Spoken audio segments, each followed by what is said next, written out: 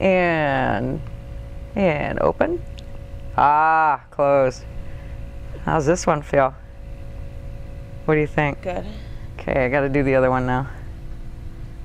All right, let me get a grip first, and now open. You're popping the cup right off. Wow. Do you hear the popping, everybody? Yeah. Can you hear how loud her jaw is popping?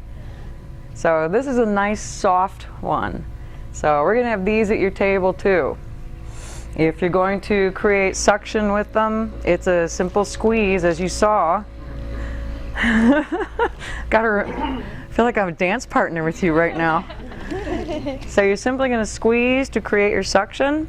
You can glide, you can do anything with these that you do with the other cups, except there's no bifurcated hose. When you want to release it, simply squeeze again. Instead of, you don't have to do that movement again, just squeeze again, suction and release. You can do the twisting, all of it, and all different sizes. So we'll have you having fun with that.